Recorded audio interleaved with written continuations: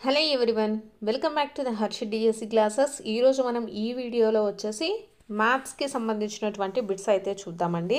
Practice bits అనుకోండి. So ఇవి వచ్చేసి మనకు ఇంతకుముందు టెట్ ఎగ్జామ్లో వచ్చినటువంటి బిట్స్ అండి. సో వీటికి మనము సొల్యూషన్స్ చూద్దాము. ఫస్ట్ది వచ్చేసి ప్రధానమంత్రి సహాయ నిధికి పంపడానికి ఒక్కొక్క విద్యార్థి 110 రూపాయల చొప్పున 5 విద్యార్థులు డబ్బు పోగు చేశారు. వారు సేకరించిన మొత్తం సొమ్ము ఎంత అనేసి అడగడం జరిగిందండి. సో ఇక్కడ మనకు ఒక్కొక్క విద్యార్థి వచ్చేసి 110 రూపాయలు అయితే పోగు చేశారు. సో మొత్తం ఎంతమంది విద్యార్థులు ఉన్నారంటే 5 మంది కాబట్టి సో ఆన్సర్ ఎంత అవుతుందండి? 550 రూపాయలు. So option 4 is the right answer అండి. నెక్స్ట్ సెకండ్ క్వశ్చన్ చూద్దాము.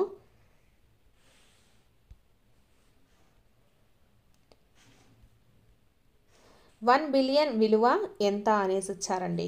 1 బిలియన్. సో మనకు 1 బిలియన్ అంటే ఎంత అవుతుందంటే 1000 మిలియన్స్ అండి. 1000 millions. So option 2 is the right answer. అలాగే 1 ట్రిలియన్ అడిగారు అనుకోండి. 1 ట్రిలియన్. 1 ట్రిలియన్ ఈక్వల్ టు ఎంత అవుతుంది? 1000 బిలియన్స్ అవుతుంది. 1 ట్రిలియన్ అడిగితే 1000 బిలియన్స్ అండి. సో ఇవి మనం గుర్తుపెట్టుకోవాలన్నమాట. 1 బిలియన్ అంటే ఎంత? 1000 మిలియన్లు. అదే 1 ట్రిలియన్ అడిగారు అనుకోండి 1000 బిలియన్స్ అవుతాయి.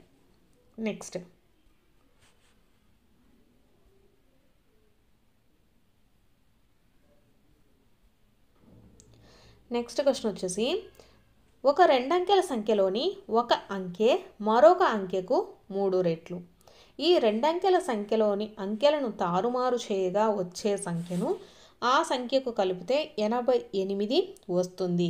అయితే ఆ సంఖ్య ఎంత అనేసి అడిగారండి. సో ఇక్కడ చూసుకున్నట్లయితే ఒక సంఖ్య ఇచ్చారు కదా, ఒక సంఖ్యను ఎక్స్ అనుకుందాము, మరొక అంకెకు 3 రెట్లు అన్నారు. సో మరొక అంకెను కూడా ఎక్స్ అనుకుంటే సో అది మనకు 3 రెట్లు ఉందన్నమాట.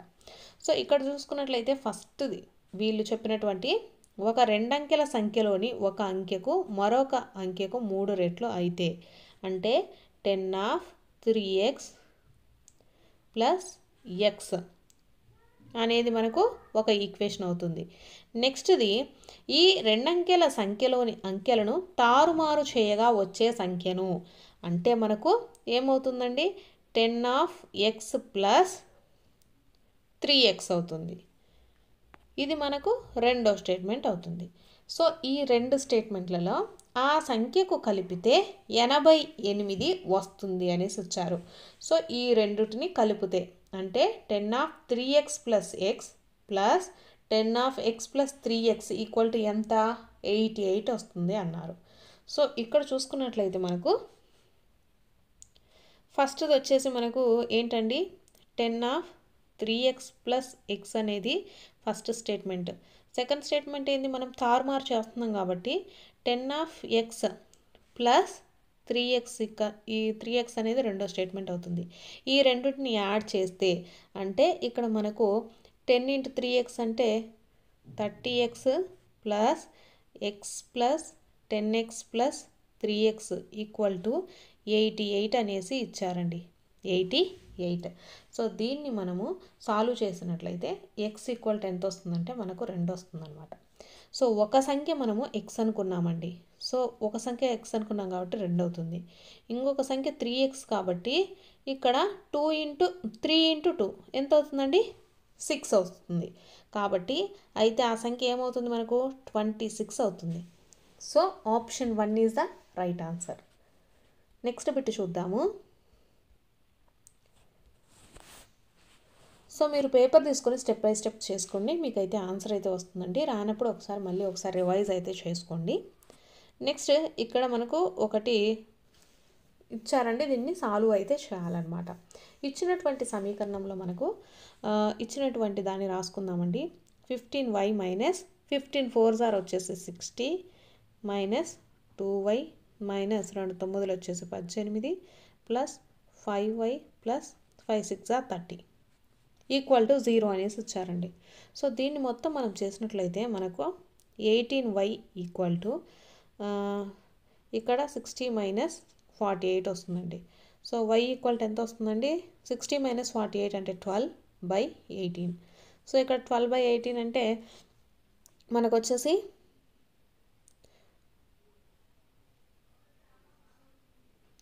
6 2s are 12, 6 3s are 18 అండి. సో y ఈక్వల్ ఎంత వస్తుంది 2/3 వస్తుంది. So option 3 is the right answer. Next bit cube root of అనేసి ఇచ్చారండి. ఇక్కడ మనకు 1,10,592 యొక్క ఘనమూలం అయితే అడిగారు. సో మనము క్యూబ్స్ అనేటి గుర్తుపెట్టుకోవాలండి ఫస్ట్. సో క్యూబ్స్ చూసుకున్నట్లయితే మనకు ఇక్కడ లాస్ట్ క్యూబ్స్ చేసేటప్పుడు 10592 ఉంది కదా, లాస్ట్ 3 డిజిట్స్ చూసుకోవాలండి ఎందుకంటే క్యూబ్స్ కనిపెట్టేటప్పుడు. సో ఇక్కడ 592 అంటే మనకు 8 క్యూబ్స్ అండి. 8 క్యూబ్స్ ఎంత మనకు 512. ఇక్కడ 2 ఉంది కాబట్టి మనకు ఏం తీసుకోవాలి 8 అనేది తీసుకుందాం. నెక్స్ట్ ఇక్కడ 110 ఉంది. 110 అంటే దేని మధ్యలో ఉంటుందండి 4 క్యూబ్కు 4 క్యూబ్ అంటే ఎంత 64, 5 క్యూబ్ అంటే ఎంత 125.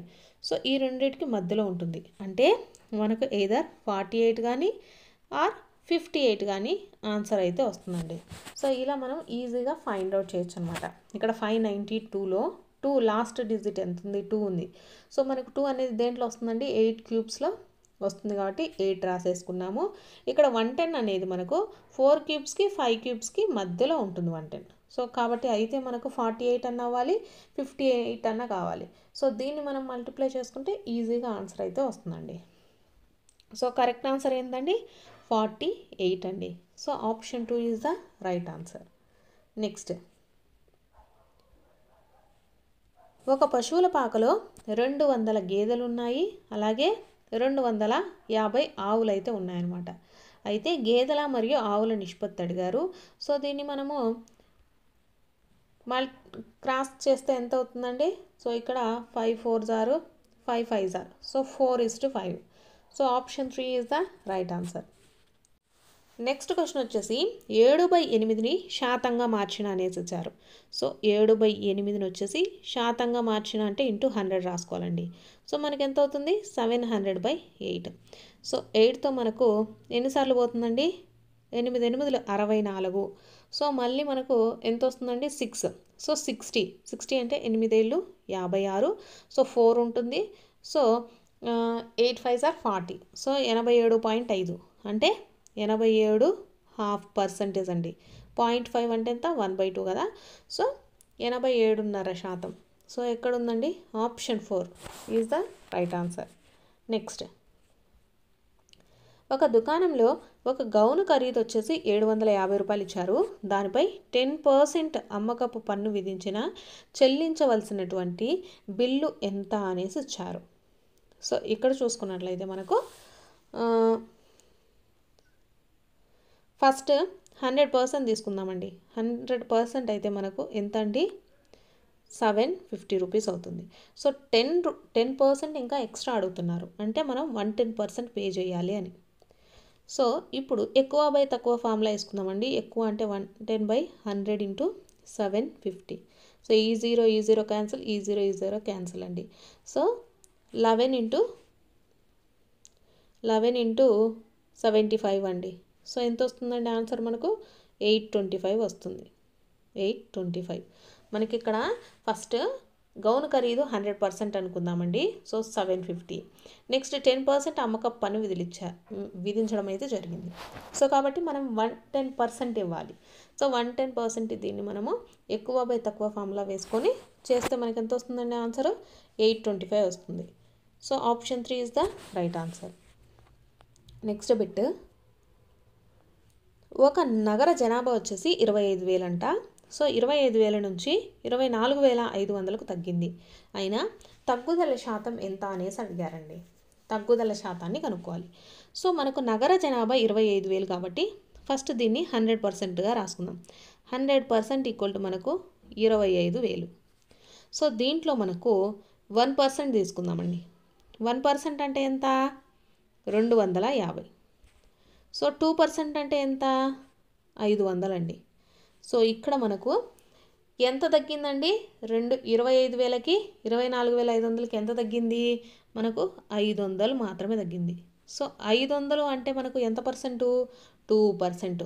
So option 2 is the right answer. Next, so ఇక్కడ 16/5 మైనస్ 7/5 యొక్క ఈ విలువ అడిగారు. సో మనకు 16లో నుంచి 7 తీసేస్తే ఎంత అండి? 9. సో కింద 5 కాబట్టి మనం 5 వేసుకోవాలి. సో ఆన్సర్ ఎంత? 9/5. Option 3 is the right answer. నెక్స్ట్ది, విద్యార్థుల బృందము సైన్స్ పరీక్షలో సాధించిన మార్కులు వచ్చేసి మనకు మార్కులు అయితే ఇవ్వడం జరిగింది. ఆ బృందం పొందిన సగటు మార్కులు ఎంత అనేసి అడిగారండి. మనకు సగటు చూసుకుంటే ఎంత అండి? సగటు ఈక్వల్ టు మార్కుల మొత్తం అండి. ఇక్కడ ఇచ్చినటువంటి మార్కుల మొత్తము బై ఇక్కడ ఎంతమంది విద్యార్థులు అయితే రాశారో అదండి విద్యార్థుల సంఖ్య. సగటుకు ఫార్ములా వచ్చేసి మనకు మొత్తం మార్కులన్నీ ఇవన్నీ ప్లస్ చేయాలండి, విద్యార్థుల సంఖ్యను వేయాల్సి ఉంటుంది. సో ఇక్కడ మార్కులు మనకు వచ్చినటువంటి మార్కులు మొత్తం ఎన్ని అంటే 75 + 81 + 95 + 56 + 48 + 39 + 85 + 90 + 76 + 85. సో మొత్తం మార్కులు ఎంత అవుతుందండి? 730 మార్కులు అవుతాయి. సో ఇక్కడ మొత్తం మనకు విద్యార్థులు ఎంతమంది ఉన్నారండి? 1 2 3 4 5 6 7 8 9 10 మంది ఉన్నారు. సో విద్యార్థుల సంఖ్య ఎంత? 10 మంది. సో మనకు 0 0 క్యాన్సిల్. సో సగటు ఎంత వస్తుందండి? 73 మార్కులు అనమాట. సో కరెక్ట్ ఆన్సర్ వచ్చేసి ఆప్షన్ 3. సగటు కనుక్కోమంటే మనకు ఇచ్చినటువంటి మార్కులు మొత్తము బై విద్యార్థుల సంఖ్య అండి. ఎంతమంది అయితే రాశారో వాళ్ళ నెంబర్ అయితే వేయాల్సి ఉంటుంది. సో ఇలా మనం సగటును ఈజీగా ఫైండ్ అవుట్ చేయొచ్చు. నెక్స్ట్ వచ్చేసి 2 పొడవులు ప్లస్ 2 వెడల్పులు ఈక్వల్ టు ఏమవుతుంది అనేసి ఇచ్చారండి. సో మనకు దీర్ఘచతురస్రం యొక్క చుట్టుకొలత వచ్చేసి మనకి ఏమవుతుందండి? 2/2 L + B అంటే 2 పొడవులు 2 వెడల్పులు. So option 1 is the right answer. Next bit, 5 భుజాల సంఖ్య గల బహుభుజి యొక్క పేరు ఏంటి అనేసి అడిగారండి. సో 5 భుజాలు ఉంటే ఏమంటారండి? పంచభుజి అంటారు. So option 4 is the right answer. ఇక్కడ త్రిభుజం అంటే ఎన్ని భుజాలు ఉంటాయండి? 3 ఉంటాయి. నెక్స్ట్ చతుర్భుజానికి ఎన్ని ఉంటాయండి? 4 ఉంటాయి. షడ్భుజికి వచ్చేసి మనకు 6 అయితే ఉంటాయి. సో ఇవి ఇక్కడ మనకు 5 భుజాలు అని చెప్పారు కాబట్టి పంచభుజి is the correct answer. Next, క్రింది వాటిలో 3D త్రిమితీయ ఆకారం కానిదేది అని అడిగారు. సో అంటే మనకు ఒక కోన్ కానీ లాగ్ అంటే మొద్దు ఉంటుంది కదా, సో ఇది మనకు త్రిమితీయ ఆకారం కింద వస్తామండి. అంటే ఇక్కడ 3 ఫేస్లు ఉండాలి. ఐస్ క్రీమ్ కోన్ ఎలా ఉంటుంది? ఇలా ఉంటుందన్నమాట. నెక్స్ట్ పాచికకు కూడా మనకు ఎన్ని సైడ్స్ ఉంటాయండి? ఎక్కువే ఉంటాయి. నెక్స్ట్ కాగితానికి ఓన్లీ 2 సైడ్స్ ఉంటాయి. ఇక్కడ కాగితం వచ్చేసి మనకు 2D కింద వస్తుందండి. ఇది 2D ఆకారం అనమాట. కాగితం వచ్చేసి 2D ఆకారం.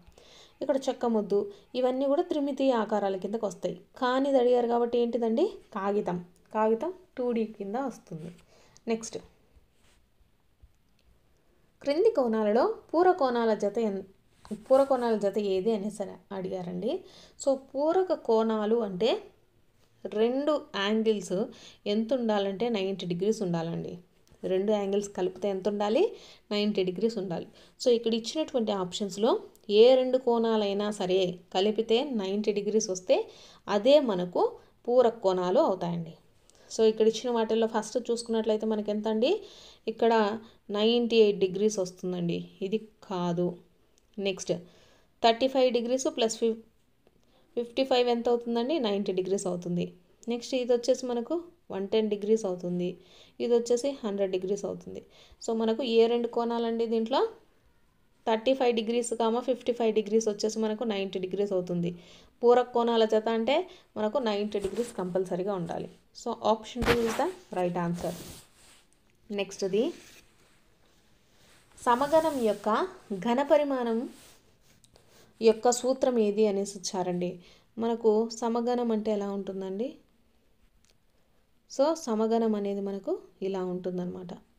సో సమగణంలో వచ్చేసి మనకు ఘనపరిమాణం అడిగారు. సో ఘనపరిమాణం ఎంత అంటే A³ అండి. ఘనపరిమాణం ఎంత? A³ అవుతుంది. అదే మనకు భుజం ఎంత అంటే ఏ అవుతుంది. ఉపరితల వైశాల్యం అడిగారు అనుకోండి 6a² అవుతుందండి. సో ఇక్కడ మనకు ఏమడిగారు, ఘనపరిమాణం అడిగారు కాబట్టి ఘనపరిమాణం ఎంత, a³ option 3 is the right answer. Next bit, ఇక్కడ a² into 2a 22 next 4a⁻26 అనేసి ఇచ్చారండి. సో ఇక్కడ a² అలాగే ఇక్కడ 4 × 2 ఉంది కదా, సో మల్టిప్లై చేద్దాము. 8 into a² into a⁻24 a⁻26. So వీటిని యాడ్ చేస్తే మనకి ఎంత అవుతుందండి, a⁻50 అవుతుంది. సో ఆన్సర్ ఎంత, 8 into a⁻50. Option 4 is the right answer. Next bit వచ్చేసి 5pq of p² - q² divided by 2p of p + q అనేసి వచ్చారండి. సో ఇక్కడ మనకు 5pq, ఇక్కడ p² - q² అంటే p + q అలాగే p - q కింద రాసుకోవచ్చు. సో ఇక్కడ 2p ఆఫ్ p + q అండి. సో ఇక్కడ p + q cancel, p cancel అవుతుందండి. సో మనకు మిగిలిన ఏంటి అండి, 5/2 q ఆఫ్ p - q అనేది కరెక్ట్ ఆన్సర్ అవుతుంది. So option 4 is the right answer. Next bit, 3 × 10⁻⁻5 సాధారణ రూపంలో తెలపండి అనేసి వచ్చారండి. సో ఇక్కడ మనకు ఏమవుతుందండి, 3 × 10⁻⁻5 అంటే కింద 5 zeros ఉంటాయి. సో దీన్ని మనము ఎలా రాయాలి, ఇక్కడ మనకు పాయింట్లలో ఇచ్చారు. సో ఇది మనకు పాయింట్లలో రావాలంటే ఏం చేయాలండి, 5 పాయింట్స్ తర్వాత మనము చుక్క పెట్టుకోవాలి. సో కాబట్టి 5 పాయింట్స్ తర్వాత పాయింట్ పెట్టుకోవాలి కాబట్టి ఏమవుతుందండి, 0.00003 అనేది కరెక్ట్ ఆన్సర్ అవుతుంది. నెక్స్ట్ ఇక్కడ 2 × x² + x - a = 5 అనేసి వచ్చారు. x వాల్యూ వచ్చేసి 0 ఇచ్చారండి, అయితే ఏ విలువ అనేసి అడిగారు. సో ఇక్కడ మనం 0 ఇక్కడ 0 పెడితే ఏమవుతుంది, 0 అవుతుంది. సో -a = 5 అవుతుందండి. a ఈక్వల్ ఎంత అవుతుంది, -5 అవుతుంది. So option 1 is the right answer. Next వచ్చేసి 1000 లీటర్లను మిల్లీలీటర్లలోకి మార్చిన అనేసి ఇచ్చారండి. సో మనకు 1 లీటర్ ఈక్వల్ టు ఎన్ని మిల్లీలీటర్లు అవుతుంది, 1000 మిల్లీలీటర్లు అవుతుంది. సో ఇక్కడ మనకి ఎన్ని ఇచ్చారు, 100 లీటర్స్ ఇచ్చారు. సో 100 లీటర్స్ అంటే ఎంత అవుతుందండి, 1000 × 100 మిల్లీలీటర్స్. సో ఎంత అవుతుందండి, మొత్తము 1,00,000 మిల్లీలీటర్లు అవుతుంది. So option 3 is the right answer. Next question, leap సంవత్సరం కానిదేది అనేసి అడుగుతున్నారండి. లీప్ సంవత్సరం మనము ఐడెంటిఫై చేయడానికి మనకు కొంచెం దగ్గరగా ఉన్నా లేకపోతే మనకు తెలియకపోయినా చేయాల్సింది ఏంటంటే, ఇచ్చినటువంటి ఇయర్ని మనము 4తో గనక డివైడ్ చేస్తే మనకు అది కంపల్సరీగా పోయినట్లయితే, అంటే మనకు 4తో క్యాన్సిల్ చేసినట్లయితే మనకు క్యాన్సిలేషన్ మొత్తం కంప్లీట్గా వచ్చినట్లయితే దాన్ని వచ్చేసి మనకు లీప్ సంవత్సరంగా చెప్తామండి. మనకు అది 4తో వచ్చేసి భాగించలేదు అంటే సో అది మనకు లీప్ సంవత్సరం కాదు అనేసి అర్థం. సో ఇక్కడ మనకు ఇచ్చినటువంటి వాటిని అన్నిటినీ చూసుకున్నట్లయితే ఇక్కడ కానిది వచ్చేసి 1994 అనేది లీప్ సంవత్సరం కాదండి. కావాలంటే ఒకసారి చూద్దాం. 1994/4 4తో భాగించితేనే మనకి ఇది లీప్ సంవత్సరం అవుతుంది. చూద్దాం. 4 తోటి 4 × 4 = 16. సో 3 ఉంటుందండి. 39 4 9 36. సో మళ్ళీ ఎంత ఉంటుంది, మనకు 3 ఉంటుంది. 34 అనేది మనకు పోదు కదండి 4 తోటి. సో కాబట్టి ఇది లీప్ సంవత్సరం కాదు. So option 3 is the right answer. So మిగిలినవి కూడా చెక్ చేద్దాము. ఫర్ ఎగ్జాంపుల్ 1992 తీసుకుందాం. సో 4తో చూద్దాం. 4 4 4 ఎంత 16. సో 3 ఉంటుంది 39. 4 9 36. సో మళ్ళీ 3 ఉంటుందండి 32. 4 8 32. సో మనకు 4 తోటి ఇది పోయింది కదా, భాగించింది కదా. సో భాగించింది కాబట్టి ఇది మనకు లీప్ సంవత్సరం అవుతుంది. ఎక్కడైనా సరే మీకు లీప్ సంవత్సరం కానిది ఏది అంటే ఆ ఇయర్ పెట్టుకొని కింద డివైడ్ అయితే చేయండి 4 తోటి. అది భాగించబడితే అది లీప్ సంవత్సరం, భాగించబడలేదు అంటే అది లీప్ సంవత్సరం కాదు అనేసి అర్థం. నెక్స్ట్ది ఘనపరిమాణం వచ్చేసి 625 సెంటీమీటర్ క్యూబు మరియు భూ వైశాల్యం వచ్చేసి 25 సెంటీమీటర్ స్క్వేర్ ఇచ్చారు. కలిగిన దీర్ఘగణం ఎత్తు అడిగారండి. సో మనకు దీర్ఘగణం ఎత్తుకు వచ్చేసి ఫార్ములా ఘనపరిమాణం, దీర్ఘగణం యొక్క ఘనపరిమాణం equal to L into B అండి. అంటే ఇక్కడ మనకు ఏరియా భూ వైశాల్యం కాబట్టి ఇక్కడ మనకు ఘనపరిమాణం ఇచ్చారు. ఘనపరిమాణం ఎంత? 625 ఇంటూ ఎల్ తెలీదు. అలాగే మనకు ఇక్కడ వచ్చేసి బేస్ ఎంత ఇచ్చారండి? భూ వైశాల్యం 25. సో 25 తోటి మనము క్రాస్ చేసినట్లయితే, డివైడ్ చేసినట్లయితే ఎంత వస్తుందండి?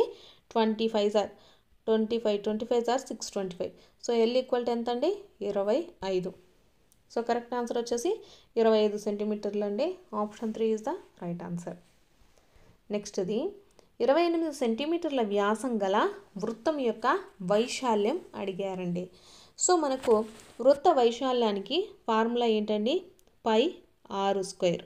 వృత్త వైశాల్యానికి formula pi r square. So మనకు ఆర్ అనేది తెలియదు, కానీ వృత్త వ్యాసం ఇచ్చారండి.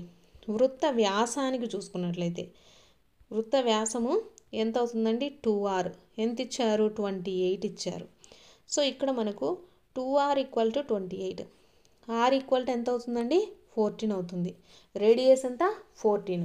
ఈ రేడియస్, ఈ 14 వాల్యూను మనము వైశాల్యంలో సబ్స్టిట్యూట్ చేయాల్సి ఉంటుంది. సో మనకు వైశాల్యం ఎంత అండి? పై ఆర్ స్క్వేరు.